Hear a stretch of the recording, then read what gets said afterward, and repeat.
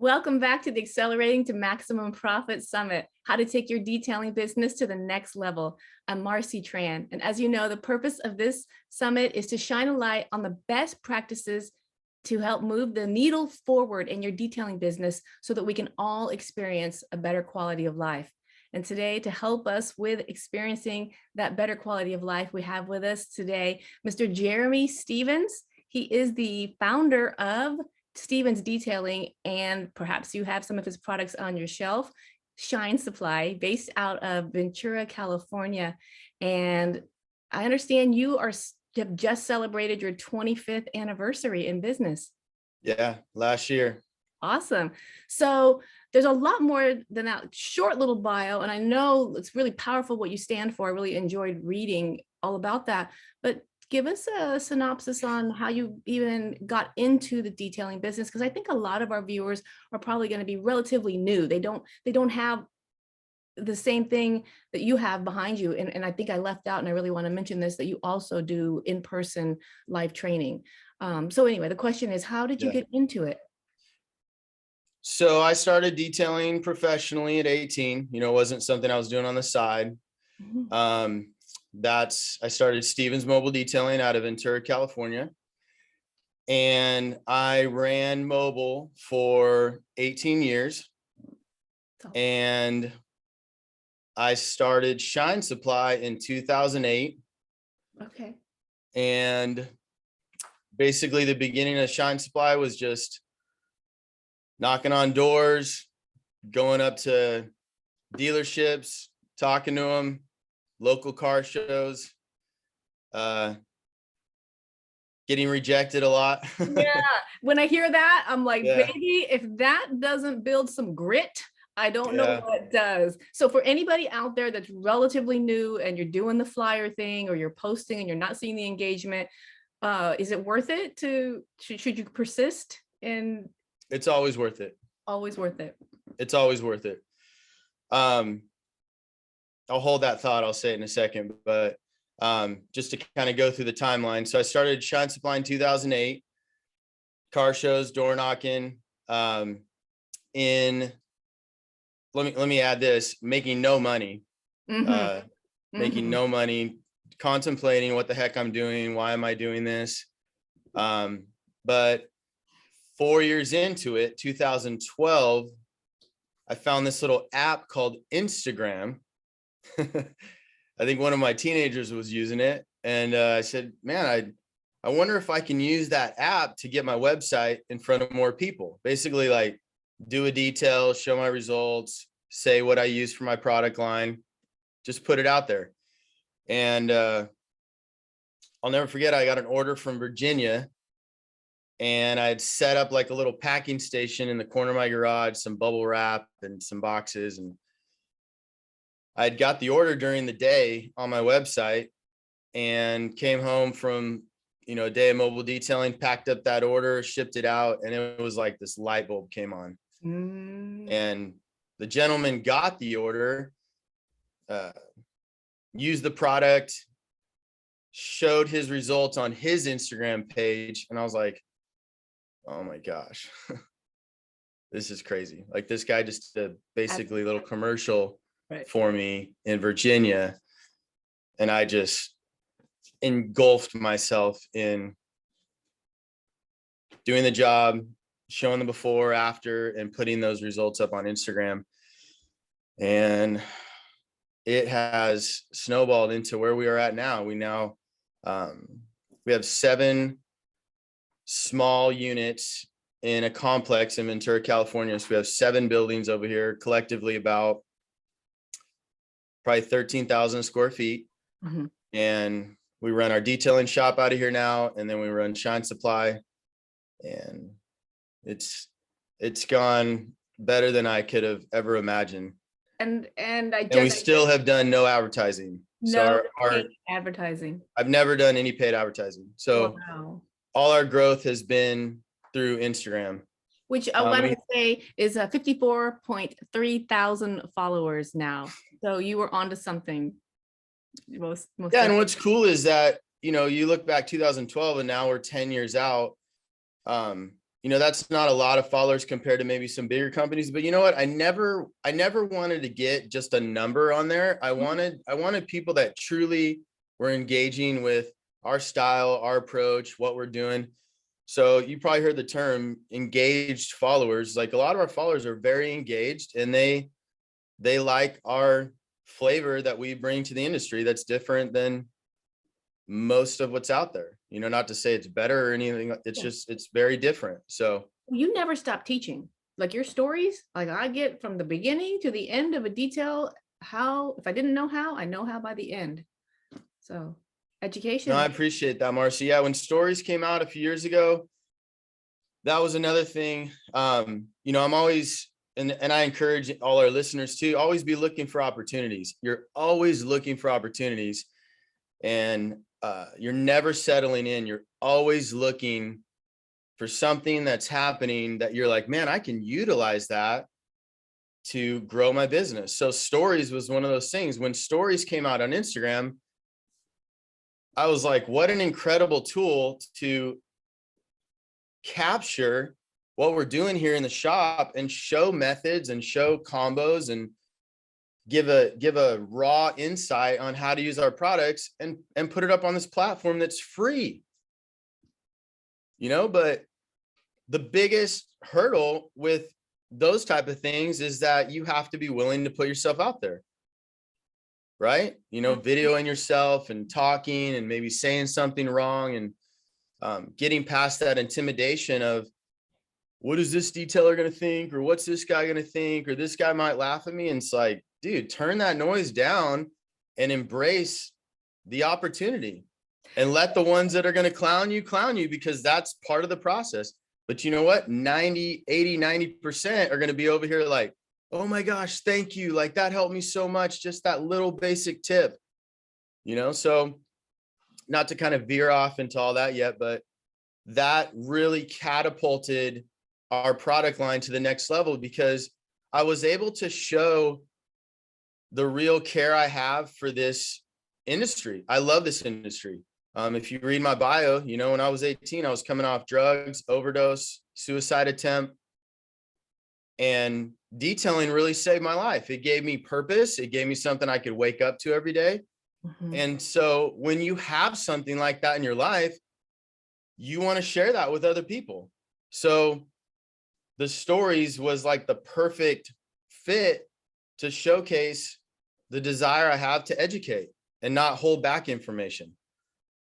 Obviously there's a benefit to sell products, of course, but man, I was doing that before Shine Supply even started, Marcy. Right. When I was mobile, I got a good friend right down the street, Liddell. Mm-hmm. He runs Showroom Detail. He started mobile in 95. I was always hitting him up at the water store. We would fill up. This is back in late 90s. Oh, bro, I did this combo, or I tried this. You should use this product. I never thought like, wait, what if he gets better than me? Or what if he takes my, I honestly never thought like that. Well, that's probably ever. That's why you are where you're today. I got to tell you straight up. I battle with, again, I call it scarcity mindset from my mentor who pointed that out. But like, and everyone on here is who really has taken it to 6 and 7 figures is like, mm-hmm. no, just collaborate. Don't just everybody rise. It's not my knee-jerk reaction. So it's something I have to make myself do. But you always had it from the beginning, and so look what you got for it. It's awesome. I know this isn't our main topic we're going to talk about today, but because you've like cracked the code with Instagram and you've had such great success, what would you say to people who say to you, maybe you've heard it, I hear it a lot, oh, I don't want to be on camera. I'm not good on camera. I'm uncomfortable posting. But what would you say to that? I'd say, I don't like being on camera either. That's what I would say. Cause I don't like being on camera. I don't like talking in front of a camera, but one of my mottos in life is do it anyways. Do it scared. Do it anyways. Force yourself to do the things that are uncomfortable, because those are the times in your life that you are going to have the most growth. without opposition, Marcy, there's no opportunity for perseverance. So the opposition of like, I'm uncomfortable, I don't want to get on camera, I don't want to talk on camera. If you allow that to almost turn inward and like question yourself, like, all right, what are you scared of?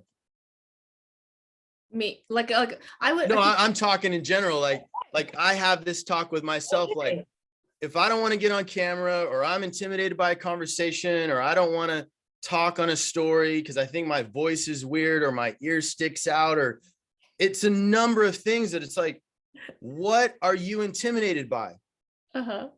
And you could boil it all down. We could all, if we're going to be honest, it's, I'm afraid of what people are going to think. Yeah. Yeah. Which is rejection, right? So then you have some guys, yes, you have some guys that overcompensate and they're like, I don't care what anybody thinks. I'm just, and it's like, I understand some people, the more you do something, you develop more confidence in it and you get more comfortable. But at the same time, there's many people that, man, every time there's that opportunity to talk on camera or get in front of camera or do a story or make a post about their process, many people I think are still going, I don't know, what if I didn't word that right? What if somebody's going to comment and say, dude, that's so elementary. Why are you acting like we don't know? It's like, but I'll tell you what, Marcy, if you shift your focus, especially when it comes to social media, if you keep in focus, who's my audience? Am I doing this for other detailers? Am I trying to impress other detailers? Or am I putting this information out there and running my page for potential clients? Mm-hmm. I drive that home so hard in our training classes, because if your focus is posting for other detailers and trying to be cool and trying to be popular, or trying to just trash talk, or using that platform to air out all your personal issues through how you post, how many clients do you think are seeing that and being like, no, thanks. I'll take my car somewhere else. And you don't know, because it's not like they're going to DM you and say, hey, I was going to bring my car to you, but the way you've been acting this last week on your posts and this and that, I'm actually going to choose somebody else now. You never know who's slipping through your fingers. Yeah. So that's what I'd say to people, to go back to your question. Yeah. Do it afraid. Do it anyways, because the more you do something, it's like getting on with you right now, Marcy. The more you do something, you get into it. Once you say yes and just choose to do it anyways, you get into it and you're like, man, that's actually really enjoyable. Right. Or you see it impact maybe just one person. And then that's the win. Right? If it helps one person, all right. You made a difference. There it is. Yeah. There it is. If it gets you one client, if you do one story about your process, your final result, and you get one DM that says, hey, when can you do my car? That's a win. So you just said no to your fear and did it anyways and put hundreds of dollars in your pocket. Yes. Got it. Perfect. You wrapped it up. All right. So anybody out there that has a little block, which I would reckon is 70 to 80% of us minimum, have blocks about posting. Some people have their game dialed in, and for the rest of us, take all that advice to heart and come at it with your audience in mind, and be sure you got who your audience is, and your audience is your potential customers. Your friends are your other detailers, but your audience is your potential customers. The other detailers are never going to bring their card to you. So you said everything that needs to be said. So we're going to start with the first question. That was a great, super bonus cherry on top tip that you just gave us. But for the meat of it now, I want to ask you, what area or action or even mindset would you say would unlock growth for detailers if they paid attention to this area? So just to speak from experience, this year being 26 years in business, I've obviously had a lot of highs, a lot of lows. If I look back and identified the main things that unlock the most growth in both my business, it was starting with myself. Because a business is really a manifestation of a person, right? Yeah. It's people that create business. Yeah. So to the health of my company will be dependent on the health that I am internally. And to break that down, what I'm talking about is mentally being on my game, physically being on my game. And I'm not talking about running around with a six pack and all that, but I'm talking about taking care of myself physically and taking care of myself mentally. The most growth, that's a little tongue twister, I've had in my business is when I have pulled everything back in and got in my own face, so to speak, like got in my own space and be like, Jeremy, where are you at mentally? Like, are you allowing that stress to cause you to not be as effective as you could be in this conversation or this conversation with an employee or a client or this and that? So if you want to unlock growth, it's got to start with where you are at as a business owner. Okay. So like slow down enough to do an honest self-assessment. Yeah. Do an audit of yourself. Okay. Because everybody listening to this, it's no secret as an entrepreneur, you are running yourself ragged. You run yourself into the ground. You're typically wearing more hats than you should, meaning you're answering the phone, you're the technician, you're scheduling. If you're married, then you're going home and you're trying to balance that life. And then if you have kids, you're putting that hat on. And then the next day you're coming back in and trying to pick it back up with a client that wasn't happy about this. You know where I'm going. It's just this constant, it's this hamster wheel.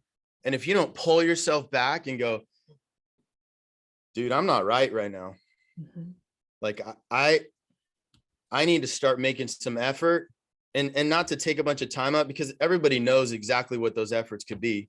You know, it's like, I need to get off my phone more or whatever you need to do, or start working out a few days a week, or I need to start eating better, or I need to dial back the energy drinks because now my adrenal gland doesn't even work because it basically is just fueled by Red Bull. Like, there's so many things that we do as business owners during different seasons where we're almost on life support. And you can only do that for a certain period of time. You know, you can only do the 60, 80 hours a week for a certain period of time. You know, and as much as sometimes we, especially with social media, it's like, oh, look at that guy, he's doing this and he's working more than me, or he's doing this. Hey, I could be up there with the best of them with putting my time in.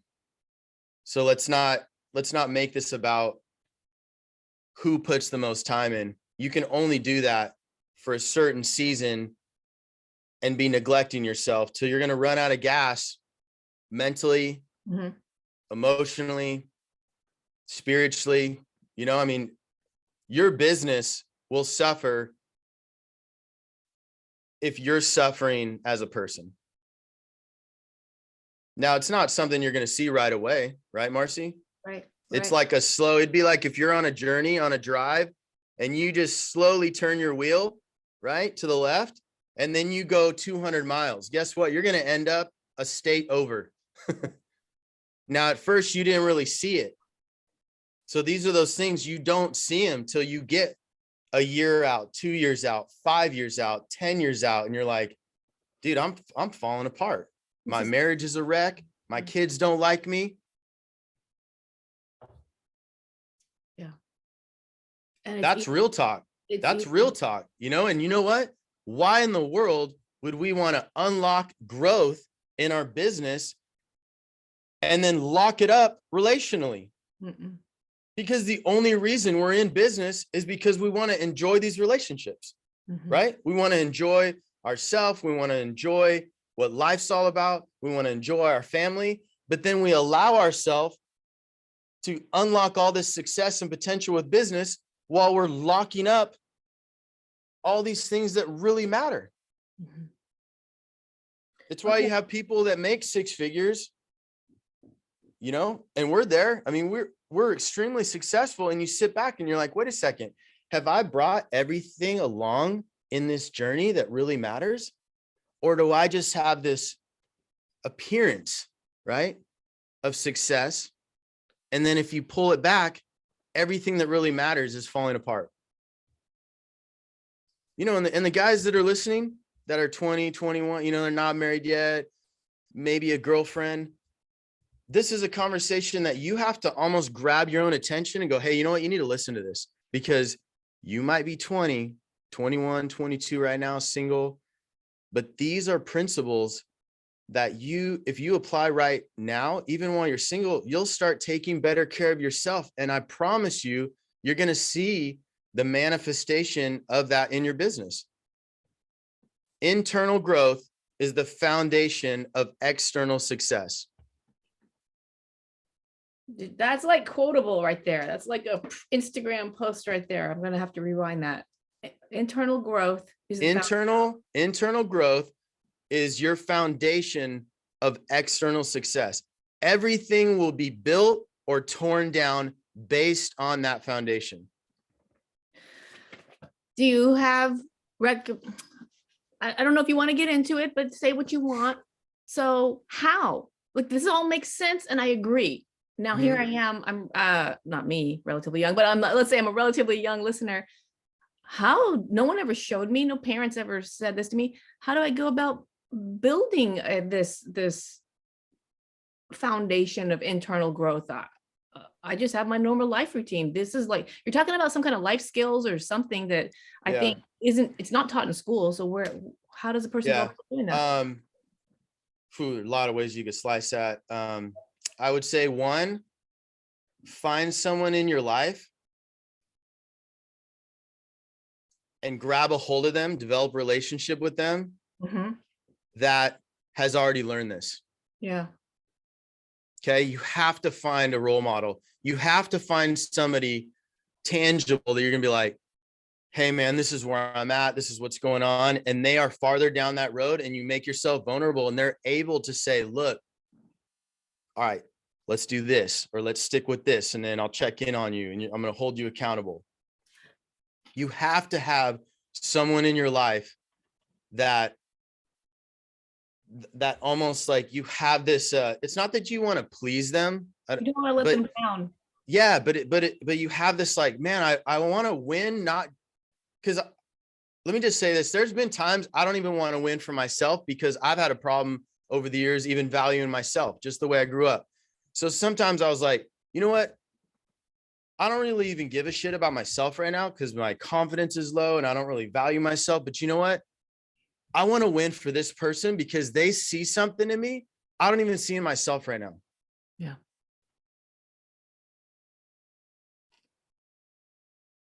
Yeah. So that's the initial, like, find someone that will believe in you. I don't care if you're at the bottom of the trench or on the top of the mountain. They believe in you. They are about you. They love you unconditionally. I want to play devil's advocate. I think Yeah. I think I know what you're going to say. I'm 100% on board with you. How about the one who's listening and is like, man, I already tried that. I already tried that 4 times. Don't nobody give a crap about me. There's nobody else. I'm my lone ranger. What do you say to that person who tried and got let down multiple times? The first thing I'd say is, me too. Me too. So then you meet them with compassion, which opens the door for them to listen to you. Because if you come in that person and go, hey bro, suck it up, like figure it out, dude, do it again. Like that is that typical guy or manly approach. And it's like, I understand that at certain times, but when it comes to this stuff, if you don't meet that person with compassion and go, hey, you know what? Me too. I get it. I've been there. And actually, let me share you a story, and you open up to that person. You say, listen, I went through rejection. I went through this, and man, it shut me down for about a year, and I didn't want to try again. I didn't want to open it up again. And I was like, you know what? I'll just do it on my own. I'll just put my head down and do it on my own. It's almost like you come up for air, a year later and realize like, oh my God, I'm suffocating by myself, because we were never designed to go through business alone, to go through relationships alone. Like, we are designed for connection, right? Yeah. There's a lot I could say about that, but I don't want to go too far, but we are designed for connection. So that's what I'd say to that person. Me too. I'd share a story with them to identify. And then I would say, keep putting yourself out there, because the moment we stop putting ourselves out there because of fear of disappointment, we start a slow death emotionally. Right? Right. So it's actually in the attempt to protect yourself, because you're like, I don't want to put myself out there. I already had a mentor. They walked away. They turned their back on me. They burned me. Whatever the reason was. When you shut down because of that experience, you actually hurt yourself more. So you're causing yourself pain while you're trying to protect yourself from pain. So that's what I would say to them. I'd say, hey man, come on. I get it. Let's get out there again. Put yourself out there again. Okay. Start believing again for somebody. So you have to be willing to risk it, because you got to be willing to risk it. Let me tell you a 30-second quick one. Yeah. Okay. When I got off that 4 years of drugs, suicide, overdose. Okay. I started attending this church, and I was 19 years old, got real close to the pastor. Man, I just felt alive. And fast forward 5-6 years down the road, I just felt like we were supposed to transition. I was going to start going to another fellowship, and the pastor literally told me, if you leave here, you won't make it. Oh. And I could spend a lot of time talking about the devastation that caused me, just as this person was like a beam of light, coming off that kind of a lifestyle. Yeah. And to have somebody that I'd put that much love and trust and connection in tell me that.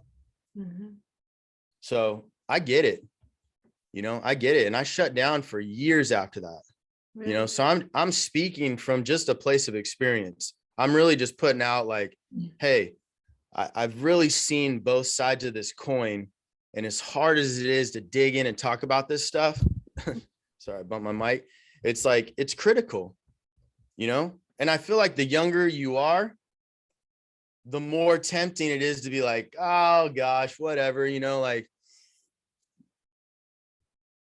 nice story, that kind of tugged my heartstring a little bit, but it's like, it's harder to grasp these principles when you haven't really been through anything and you are younger, and I'm not knocking that by any means. It's just, these principles are so relative, whether you've been through something, Marcy, or you haven't been through anything. Yeah. You still have to have someone in your life that you can look to that's farther down that road. Let's just make it even more practical, Marcy. Maybe this person is incredible in how they steward their finances. Okay. So let's pull out of the emotional and just say, if we're all honest, when we start our business, our finances are all over the place. Some guys are listening like, damn, I'm 10 years in business and my finances are all over the place. So maybe that person, Marcy, is just a guru with finances, and we reach out and see if they will help us get our finances in order and stop paying guys under the table and start running a legit business, start really playing ball with the big boys and running a business that is legal, tax wise and employee wise. And, and I'm not saying that to indict anyone. It's more of an invitation to do things the right way. Trust me, I don't like the rules either. But you know what? You got to play by the rules. The rules are the rules. Yeah. Yeah. You pay somebody under the table for a long period of time, that stuff's going to catch up with you. Trust me, you know?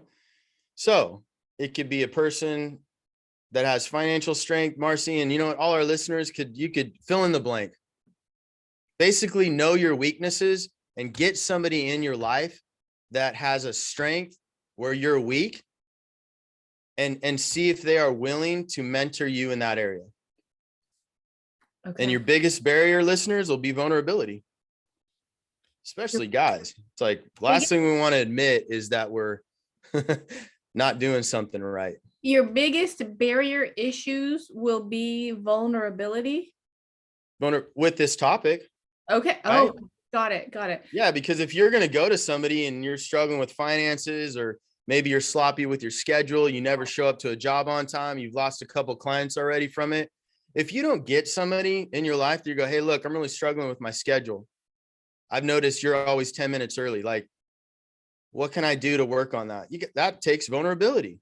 Right. And majority of people don't like that, right? We want to act like we're either in denial that we're not late all the time, or that our finances are a mess, till somebody's like, hey, hello, you're blowing it. Right. And then the excuses come, right? Mm-hmm. The gaslighting, flipping it around on them. I mean, you know, it's just a number of things. Just be vulnerable, because it's for our own good.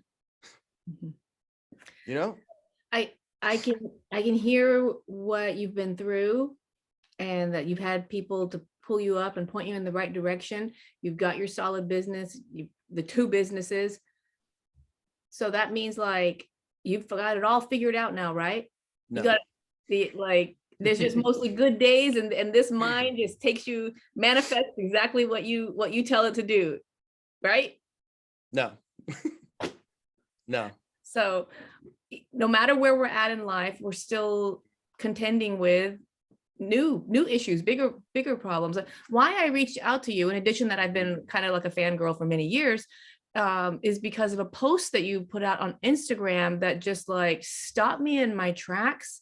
And I think I was crying by the end of it. And you were just so honest about, it doesn't matter who we are, what we've built, we're all still dealing with, you know, a different flavor, but the same issues. Can you tell us about that? The post? Yeah. Yeah. It pretty much ties into what we've been talking about, but let me comment first on when you said, please, in a funny way, like, I've got it all figured out and I sound so confident in it. I don't, but the reason why I'm confident in what I say today, Marcy, is because I believe it. I believe these principles work, and I chase them. Meaning, I don't feel like I've grabbed a hold of them in a way of like, I nail this stuff. I got it down. It's like a chase.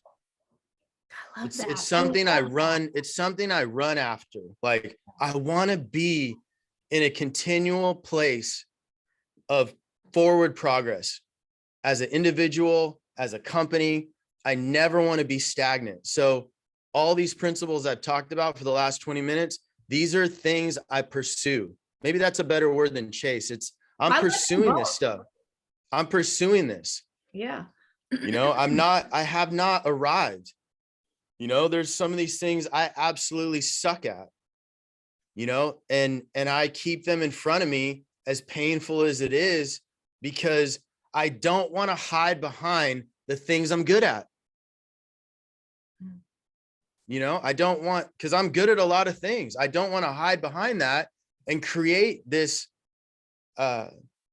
idea to people that follow us or listen or whatever, that like, oh my gosh, dude, look at his life. Look at all this. It's like, I want to open that back up and say, no, man, I'm pursuing these things, and almost invite people into that journey, because many people are not on a journey at all. They're just stuck. So just to give some replies to what you said, it's like, no way have I nailed these things. Some of them I have. Finances, nailed it. I know my strengths. I used to suck at them. I went through bankruptcy 2 years into Shine Supply. Awful with finances. Now I have no debt, and we have a very successful company because I've applied the principles I just talked about, not because I'm so smart and I just grew up just nailing finance. No, I learned from my failures, but I learned from them, right, Marcy? Right. I didn't just fail, I learned. So then I didn't fail. Everyone's heard that before. So the post, before I show the little present that my buddy gave me, quick backstory. So everybody stay with me. I try not to bore anybody. Quick backstory. When I was starting Shine Supply, there was a dealership, Santa Paula Chevrolet. I used to tow my trailer behind my mobile rig, and I had it loaded with products. I was like the ghetto Snap-on guy. And my racks would like fall over, but whatever. Like I made it happen, and I'd have my products back there. So I'd go out and do mobile. And then when I'd get done mobile, let's say I got done at 3 o'clock, a couple hours early, a few hours early, whatever, depending on the time of year it was and my daylight. I'd try to hustle accounts. Mm-hmm. So I was out working in Santa Paula Mobile, and there's a Chevy dealership right there. So I popped in there with my trailer and just basically like, hey guys, can I talk to you about my products? Blah, blah, blah. And there was one guy in particular that worked there, and he's actually still works there. And he's one of their top detailers, does wet sanding, and very educated. He gave me the hardest time. Really? Oh, he was like poking, like, excuse me. He's like, oh, what you got in the trailer, And just like kind of treating me like I was just like this sales guy coming by. And here I'm like, he has no idea I just finished detailing a car, because I would put this button up shirt on over my detailing shirt, and it had Shine Supply on it. So I'd kind of like change my outfit so I'd look somewhat presentable. And instead of me letting my ego get in the way and being like, look, man, I'm a detailer. Like I just finished this car. I just kind of let him go with it. Like I'll let him just get it all out. And anyways, he ended up opening it up to me. He said, hey, come by next week, leave some stuff with me. Come by next week. I'll let you know if it works. And I was like, okay, man. Yeah, I'll come by next week, and you let me know if the products work, and then we'll talk. So I came by the next week. Fast forward, ended up getting the account. Okay. Ended up becoming good friends with this guy. He actually hit me up a few years into it and was like, hey, man, I want to start detailing on the side on my days off. Would you help me name my business? And so I came up with a name for his business, and just it's not like we see each other all the time, but when we connect, we just have this connection. So anyways, he's been battling some heavy anxiety and depression the last few years. And every once in a while, I'll stop by my shop on Saturday because our front store is open till noon, but detailing is shut down and all that. But I'll stop by here every once in a while and knock some stuff out. And he happened to be here. It was probably, what was that, Marcy? Like 4-6 weeks ago, something like that. At least it was a good while. Okay, my timeline sucked. But he came over. I was in the detail shop, and he said, hey, bro, I know you don't like to be bothered when you're on Saturday, but I had to come over and say what's up. And I'm like, oh, dude, shut up. Like, you can always interrupt me, So we just started BSing, and I said, how you been, man? And he just like lip kind of started quivering, and tear come down his eyes. It chokes me up talking about it. And he's like, man, I've been struggling. And I was like, oh, Art,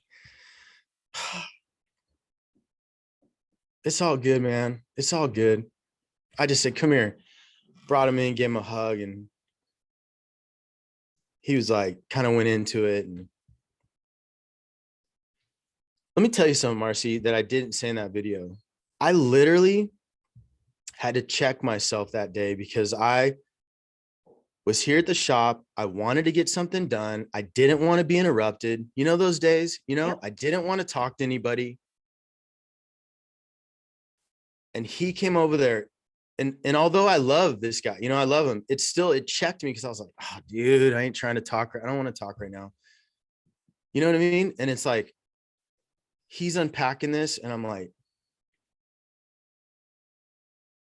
gosh, Jeremy, get out of yourself. You know what I mean? Like we just get in our own head and we have this natural selfishness in life. You know what I mean? And when we get out of that, like I did in that conversation, it's like all my shit just like went away. Cause it was like, you just get your head around, like everybody has something going on.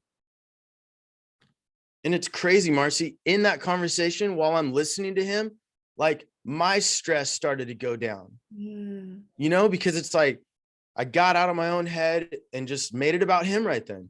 Right. It's crazy. It's almost like, I'll put it like this. It's almost like when we give, we get. It's like the get is in the give, not just always trying to get. What can I get from you? What can I get from you? What can I get out of you? It's like, what can I get out of this conversation? And I ain't saying that's easy, you know, because I get selfish. I get to where I don't want to talk to anybody because I've talked to people all week long. I'm like, get away from me, you know, and I got to pull myself out of that. Okay. So he reaches in his pocket and he's like, hey, bro, I made something for you. And by this point, I'll just be honest, I'm like melting, you know, like just there's no manliness at that point. There's no ego. There's no, oh, look, this is what I've been doing. It's just everything's just all the guards are down. All are right. It's just like he's not even thinking twice about showing me this thing. He's not saying, yeah, it might be kind of silly, you know, it might seem stupid. He just knew that he could pull this out of his pocket and say, hey, man, I made this for you. And this is something that I've been doing that helps me when I get depressed and anxious. I just start making these little dolls and it helps pull me out of my head and where I'm at. And he pulls this out. I'll show you guys. It's a little adorable Yoda.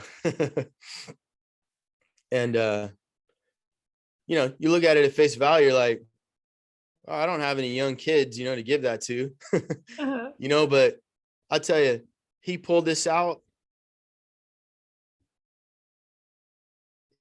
There was no value on this. It was invaluable because you know what this was?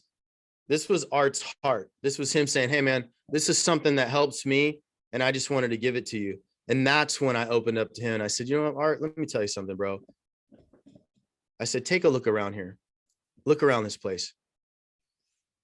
7 buildings, you know, extremely successful company, 40 dealers nationwide, several dealers internationally, you know, big sale numbers. I said, I don't even care if I'm not right. You know, if I'm not okay, none of it matters. If my family's not okay, if my kids aren't okay. And I said, I've struggled a lot, Art, the last few years in my own way. The growth has been hard on me. Mm-hmm. You know, I never wanted to have a big company. I love to detail cars. I never wanted to have employees. I actually like my time alone. There was nothing better when I was mobile and no one was with me. And I just had the music in my ears and I just took something that looked horrible and I made it beautiful. Like that was my life for, you know, almost 20 years. And I just unpacked the Art and he was just like, it's almost like he came to give me something, but then I gave him back something by saying, hey, bro, me too. Like, and I told him, I said, don't ever think that the external success is meaning that that person is nailing it on the inside and that they're okay mentally and emotionally and spiritually. Like, and it's those conversations, Marcy, that we don't talk about on media. You know, and I'm not saying that we should get on media and air out our dirty laundry all the time. That's not my message, you know?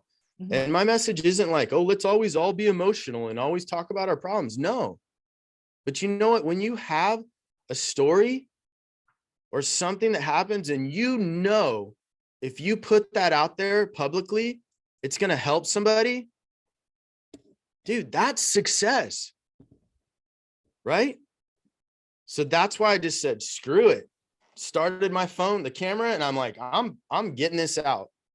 Like, I didn't even give my mind a second to talk myself out of it. Yeah. That's because so real. Look, yeah. Because I'll tell you what, Marcy, when we had, 4 or 5 years ago, when we had just a handful of followers and the company was at a different place, it's not that hard to be vulnerable when you're small, right? Little risk, right? Right. But when you start having major success, you will find yourself overthinking before you share something, because you're like, wait a second, now I got more people watching. You got an image now I got more people that are going to judge me. There's people I know for a fact that are going to judge me hearing this. There's people that you've interviewed, Marcy. I know for a fact they're going to judge me. And I'm not trying to be negative. I know for a fact because they already have. But when you say, you know what, I'm not doing it for them. Yeah. I call it the 80-20 rule. They're the 20%. I'm doing this for the 80%. I'm saying this for the 80%. Because the 20% that don't like it are going to judge me. They have zero effect on my life. Zero. They have zero bearing on my future. And if I tone down something that I feel like I need to share to cater to the 20%, dude, I'm handicapping myself and my listeners, our clients. I gotcha. Anyone that we interact with. I gotcha. I wonder, are you already answering my next question? Because this is powerful, which is, what would you say that holds detailers back? And I think it's a lot of our messaging that we do put out there is we're stuck in our head about wondering how people will judge us. Yep. So did you have something unique, something different about what do you see in the detail community that's holding them back? Themselves. Yeah. Right. Themselves. Yeah. Right. Most guys, they're just in their head, and I get it, I get in my head, but they hold themselves back. They get on there and they post dumb stuff, trying to be funny for other detailers. And it's actually mocking the potential customers that aren't educated. Well, what do you mean? Because I think I'm funny all the time on social media. Yeah, I probably should unpack that, or it's going to be like, what are you talking about, Jeremy? Okay. I think there's a line between when you're being funny and then when you're mocking, when you're mocking in a way where a potential client that follows your business page, right? It is a business page. They could perceive that as like, well, I actually didn't know that was wrong, And I know there's a fine line between that. I mean, we could unpack that for an hour. Like, well, who cares? People are easily offended. I'm not talking about catering to all that. I'm just saying to use more discernment. Okay. I think there could be, because I'm all about being funny and pulling out the California car duster and being like, okay, here's the problem. You didn't know what was putting swirls in your, here's our problem right here. Right. And so I'm all about that, but I think that line can get crossed. And so I just think it's something that anyone that's running a business page and they're a professional detailer, I think it's just something to be aware of. Okay. Like, just don't cross that line because it's not worth it. And you don't want to run a business page with the mindset of like, whatever, I don't care. I don't care what they think. If you want to run a page like that, just start a personal page. Right. And then you say, yeah. So keep your professional accounts professional. Is that what you're essentially saying? Yeah. But somebody can listen and go, oh, really, Jeremy? How professional was that? Talking about Yoda and therapy and all that. It's like, well, that is professional because that actually helped a lot of guys feel understood. Yeah. And that might get them on a journey that will help them be more professional. So that actually is professional. Okay.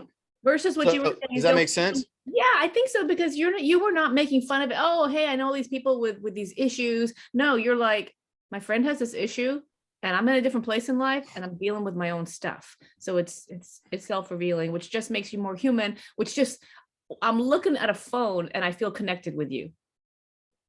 You were talking about Sure. over and over Yeah, again. let me just give a practical example before we move on, just to really bring that one around. Okay. Let's say we take a post of a detail, like here, I'm a detailer, and I take a post, I take a video of another detailer. He's just starting out. He's got his phone number. They're like letters he bought from Target, and they're kind of crooked, and his magnets all just kind of looks a little ghetto. And I take a video and I post that up, and I'm making fun of him. Oh, no, no, no. That's really to really make that point, so whoever's listening understands what I'm talking about. That's a great example of like, Got it. that's not the platform to clown somebody that needs to step it up with their setup. Now, do I agree? Yeah, they need to step it up, but you know what? Everybody started somewhere. Yeah. Yeah. You know, everybody started somewhere. Now, if they got them crooked letters on there for a couple of years, like, why don't we go up and say, hey man, let me just Here's a number to a great. here's a sign shop. Here's Yeah. a sign shop, and here's a coupon, you know, like you can go ahead and use it. You know, but to clown that kind of stuff online, I think that's stuff that potential clients could look at and be like, dude, this guy's just an a-hole. Yeah. You know, he's always kind of poking at everybody, clowning, making fun of this detailer, making fun of this guy that's running a training class in an environment that they don't agree with, or they don't really have a real shop, or look at they're doing, like, you get what I'm saying, Marcy? 100%. Right? You're using your platform to just poke at everybody all the time. It's a bad look on you. For sure. It's a bad look. It is. Yeah. And you don't have to put other people down to raise yourself up. Just, yeah. You actually make yourself look like an idiot. You do. And the only people clapping for you are the 20% of the other dysfunctional people that live their life just judging everybody.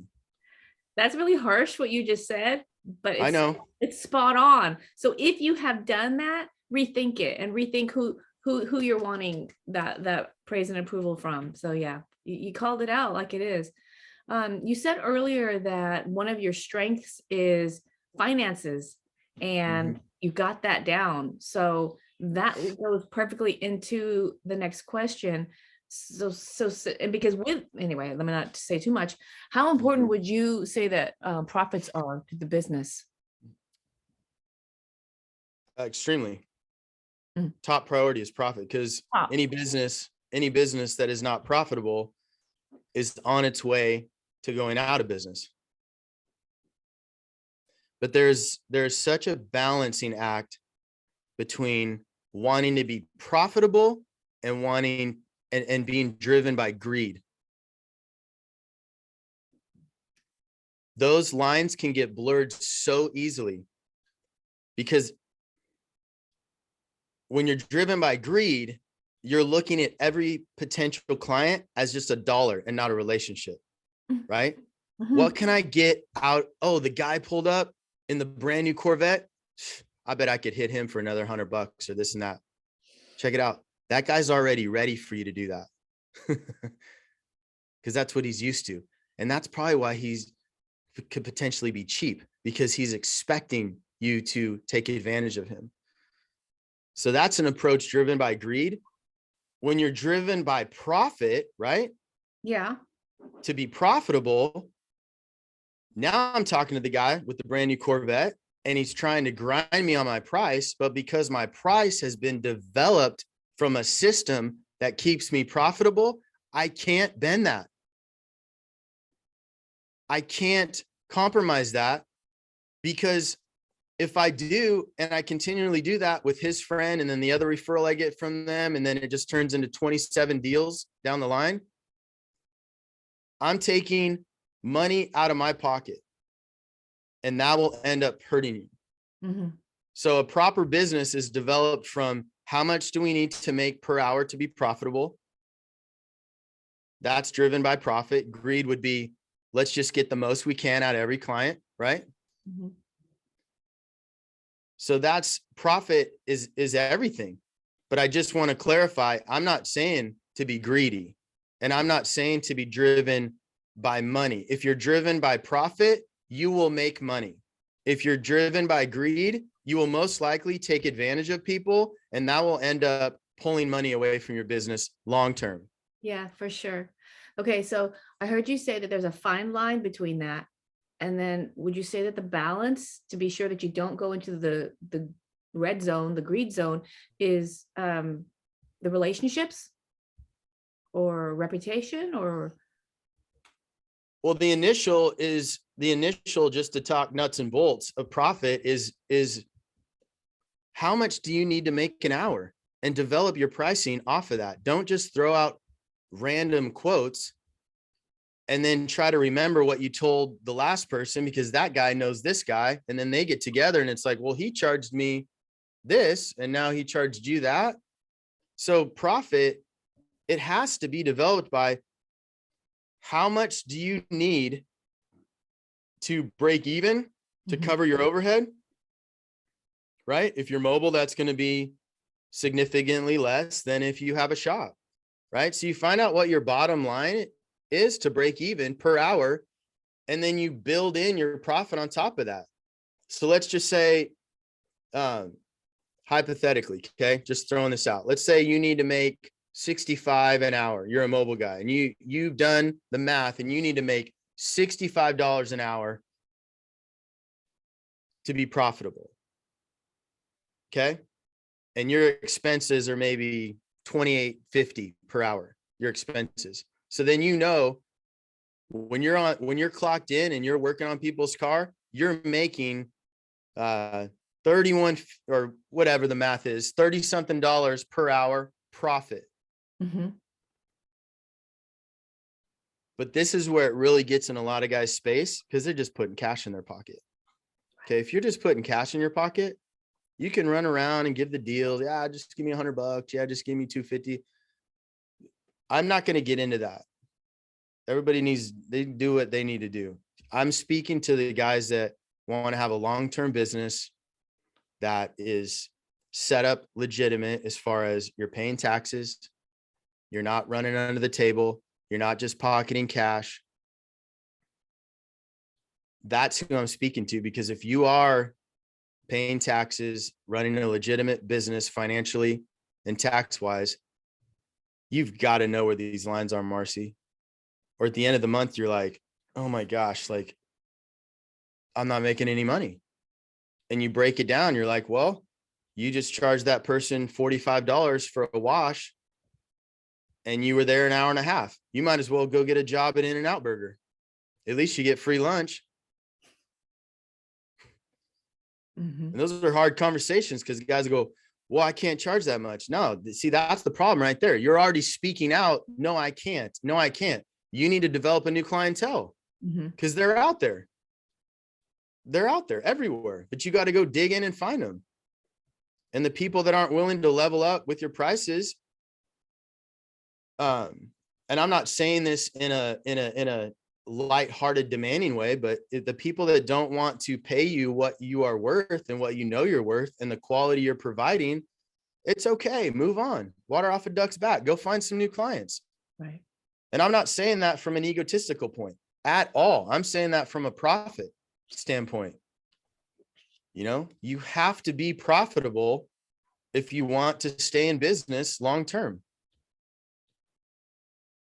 Okay. Point made. So profits, man, like probably top one or two things to have going on. For everybody on here, it's a rhetorical question, but I added it because I hear a culture or I hear conversations where people are like, I'm in it. I'm not in it for the money. I'm in it for the passion, for the beauty. That's cool. Those guys also are having a really hard time with the money based on that one statement that they keep saying. So like, it's almost like, duh, of course you're in it. And that's what's going to help you have the good quality of life, be able to grow should you, should you want to. So forgive the simplicity of the question, but it's From all you guys that have really established yourself, you're all saying the same thing. So for the new folks coming in, this is a conversation that you want to keep open inside of yourself so that you are able to price correctly and enjoy the work that you do. Yes, you made a car look beautiful. Did you also get paid properly for it? So that's what was behind that. I want to ask you now, you, Jeremy Stevens, this is subjective. What does success look like to you?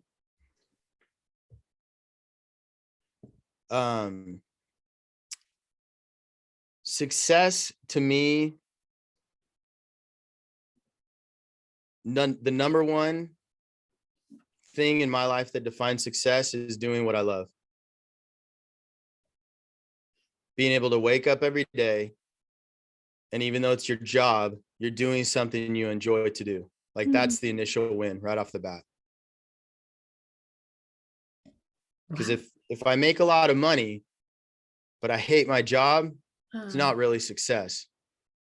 And obviously you can cut that pie several different ways. Like, are we talking about financial success but I'm kind of looking at success as this thing that you can slice several different ways, but it all comes together and makes one thing, right, Marcy? Yeah. Right? It's several pieces. It's doing what you love. And when I say that, if you're listening, you're like, oh, you mean to tell me, Jeremy, you've been doing what you love for 26 years? You've never had seasons where you can't stand it?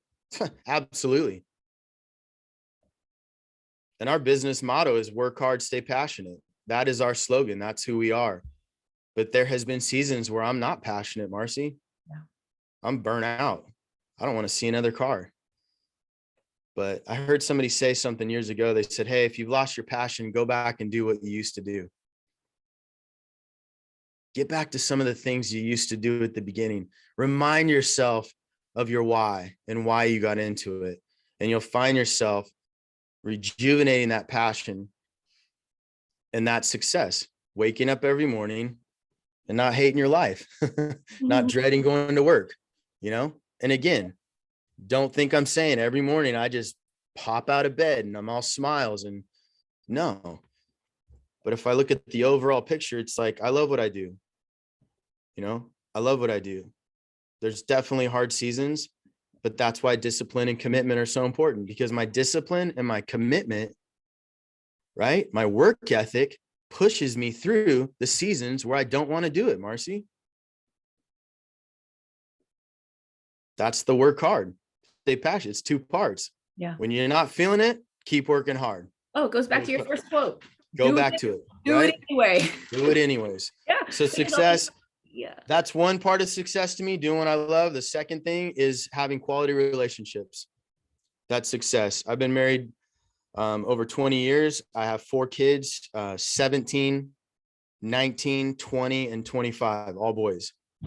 Really? Okay. So for me personally, success is having a wife that still likes me after all these years. And having good relationships with my boys. My boys love me and they respect me. And at the end of the day, those are my 5 followers. That's all that matters. Okay? I got 5 followers. Yeah. And I'm giving them something to follow. There has been seasons where I haven't. Okay. So success to me is, I'm sitting right here with you this morning and I'm saying, hey, success to me is right now. Like I have jumped down in that trench of the areas where I've realized I'm not doing everything I'm supposed to be doing. And I've made the corrections, and I have a wonderful family that loves me, that respects me, that would take a bullet from me. And that is success, because that's my why. That's why I've done any of this. I've done it because I love it. And I've done it because I want to share a great life with the people I love. So if I train wreck the people I love on my journey for financial success, I'm going to be lonely, right? I never seen a person want to go on vacation by themselves. Well, maybe some listener like, that sounds wonderful. And I'm like, hey, some weeks I'd want to do that too. But you guys everybody gets my point, hopefully they do. And you know what, for those listening that are like, hey, I've lost those things. I've lost that person I love, or my kids don't like me. Hey, you know what? There's a scripture I love, not to get all biblical on everybody, but it says God's mercy is new every morning. Tomorrow's a new day. There's new mercy for you every morning. So you know what, man, you can start tomorrow.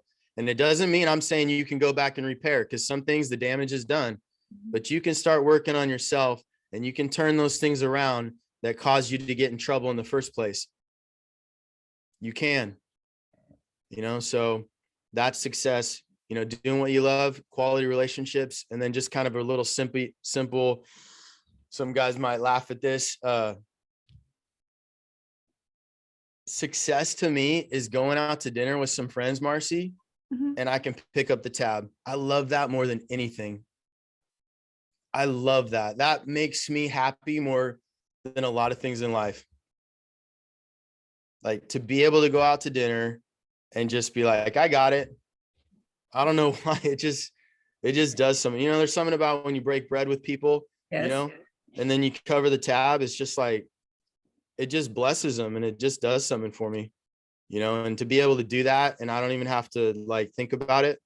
Where's our budget? Because there was definitely a long season where it was like that. It was like, not only can I not get the tab, we can't even eat there because it's too expensive, but yeah, being able to pick up the bill, that just does it for me, so.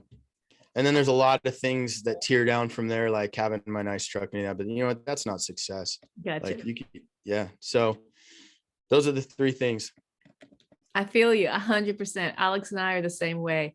And sometimes some months, there's months where like more people come and visit us and we will blow the budget on being able to treat people. But we remember when we couldn't, and it's just right. I don't know how the word for how it feels to be able to say it's no worries, it's on us. Yeah. So I feel and then being able to let somebody buy it for you. Yes. Right. Yeah. Being able to be like, somebody's like, dude, you always get it. Like, I got it. And not letting your ego get in the way and be like, no, I always got, it's like, oh, right on, man. Thank you. I appreciate that. That is something we're gonna go off topic. So we're gonna go off. Yeah, it's kind of easy with me. We have friends that like won't receive, and I love that they'll never take advantage of me, but there's something in that relationship that just doesn't feel good. Yes, know how to give and know how to receive, and it's wonderful to be at a place in our life right now where we can share, because when we were in hard times, and we were in hard times, we did not know how to build a business. We had people like appear out of nowhere that just, or family that just supported us in ways we couldn't have dreamed of, that, and I'm sure it is God, in the form of your family or friends, Straight up. Yeah. giving you that little bit to keep on going. So I'm so curious. You are a wealth of knowledge. I can hear how much you built your mind up. Do you have books to recommend to the listeners? Yeah. And before I say that, just to encourage guys listening, I do not like to read. So don't think, I'm some bookworm. I literally force myself to read. It's a discipline. I'm a little on the ADD side, so I need a lot of movement, so to sit there and read.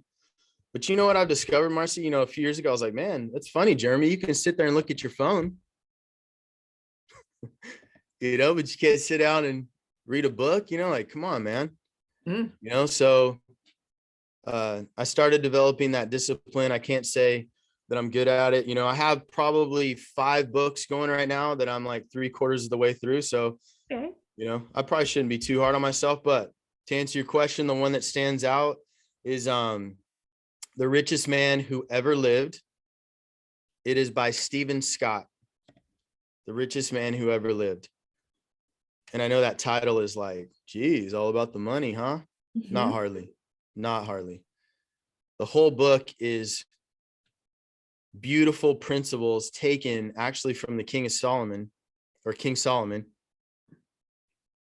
and one of the most wealthiest guys ever, but also full of so much wisdom. So it's like these, like, I don't care if you're religious or not, it's like palatable principles that anybody could apply. So it's not like, it don't matter what you believe. It's very practical principles that talk about the building blocks to creating wealth. And not just wealth, but wealth that satisfies. There is wealth that actually is created by people, and they are more afraid. They're more stingy, right? Yeah. It's not positive wealth, because they have not developed these character muscles, so to speak, on the journey that actually help you steward the wealth. Okay. Practical example. There's a statistic, sorry, another tongue twister. Lottery winners, probably a lot of guys have heard this. Yeah. They go bankrupt. They lose their marriage. Why? Ton of money, not a lot of character. Recipe for disaster. Right? Got it. Because now you just empowered all your dysfunction with money. Yeah. And you can pay for every guilty pleasure you have. Okay, so this book is all about, no. Don't chase the money. Don't chase the wealth. Chase the character that will build it. And it will build it. Because you know what? You'll get so attractive to your clients, to people in your life. It will blow your mind. The people that will come and go, hey, what's going on? There's something about you, man, different. Like, I want you to have my business. I'm going to tell all my friends about you. I'm going to give you a key to my garage. You're going to come do all my Porsches on Saturday when we're not home. You see that? That happens from trust. Yeah. And guys have no idea what that can turn into. Yeah. We are typically so limited in our mindset. So this book just unpacks all the principles of character, integrity, being a person in your word. And when you break your word, just come back and own it. Just come back and own it. Make it, fix it, make it right. Get back on track. And the ones that don't want to let that go and hold it against you, hey, you know what? That's on them. So this whole book is just about investing in those things. And that will create levels of wealth. And I will say this, I am so against, this is just like a plug in the middle of this response. I'm so against the narrative on media that everybody's going to be a millionaire. It is the most crippling message, because you know what? There's so many guys, they're going to bust their ass their whole life. They're incredible people. They do amazing jobs, and there's a good chance they'll probably never be a millionaire. But you know what? They're going to be so fulfilled, so happy, so content, incredible relationships. The weekend getaways with their wife and kids are going to be so full. And they are richer than the guy on the top of the hill. Got it. Right? Yep. So this book just unpacks all that. It is so good. It's so good. I actually am pretty close to being done with it, but I went a few chapters back and I'm like rereading some chapters just because I've got to reset myself on these things. These are not things you just, right? You just square them away and you just wake up and they're just natural. No, man, it's like almost your physical. I don't care if I went to the gym 5 days last week, Marcy, I got to go a couple days this week. I'm not running off last week's deposit. I got to deposit this week. So I go back and like, I'm going to reread those chapters, because my brain, sometimes I'm like, dude, I read that chapter and I can't even remember what it was. Right, yeah. Even though I know some of the principles are probably getting down in me, it's like, I'd go back and reread it again, You have completely sold me. Not only have you sold me, that one is jumping up. I think I probably have three right now I'm on, but that one's jumping up. I want that. I want what you said. The Richest Man Who Ever Lived, Stephen Scott. Got it. I had to write it down literally because I'm so funny. I'll butcher the author's name or something. So good. Yeah, great book. you and I didn't have a chance to discuss this before we went on the air. So all of the speakers are invited to make a free offer Yeah. to the audience. And I to be truthful, I should have checked with you before we hit record. It's not No, required. you're cool. You know what? Actually, I believe it's your assistant, Marcy. Yes, yes. She emailed me back, not to cut you off, but she emailed me back. I got it last night, and she gave me like a list of because I'm thinking giveaway, like, oh, cool, we'll send somebody some products, but I'm kind of open to any of those. Just to be honest, I'm not gonna. I can't say like I know which one we should go with. So Well, if there is one, then on this page, there's a link below. It'll be a super surprise. And that's what we can say for now. But I'm sure even if there's not this message, this video, it went longer than normal. That was our gift. You really delivered. You spoke into our hearts, and it's worth a rewatch, everybody. Just kind of put it on replay while you're working on buffing on your car. The principles that you shared is the stuff that we all want to live into. So I can't thank you enough for your generosity with your time, and your generosity with all of us. We actually today we met, had opened up our relationship. So thank you for no, trusting. it's my pleasure, Marcy. Detailing community is very much served. I do want to say, if you do not yet follow Shine Supply, go follow. You will be educated every day. It's at Shine Supply. That's it, right? On Instagram. Yeah, at Shine Supply. Yeah. I'm not in detail as much as I used to be, and I actually probably shouldn't be in there at all, just because there's so many other things that I need to do. But I do try to jump in there, and that's I'm saying that to say that's when I do my stories. And anytime I'm in there, I try to be educational, because I used to be in there a lot more, obviously a few years ago. But as we've grown, I got to put my hand to some other things. But I want to go back to the giveaway. There was one that stood out. I think you mentioned choosing someone to do like a one-on-one kind of coaching call. Was that like the first suggestion, I think, on the list? That is an option, especially for those who like probably, we're gonna have to edit this now, but let me do a quick wrap up, and then because we'll do that. We'll do stop. Okay, we'll do that one. Hey, give me 1 sec. I'm gonna have to chop a little bit out of this. So, and we'll just say thank you, and then I'm gonna hit stop. Okay. So thank you again, Jeremy. Everything you shared with us was stellar, and everyone I know will be jumping on to your Instagram account, if you don't already, to keep on learning, because you really serve us with teaching us the detailing tips that we need and speaking to our minds, which is what we all need. Thank you, sir. Yeah. Thanks for having me.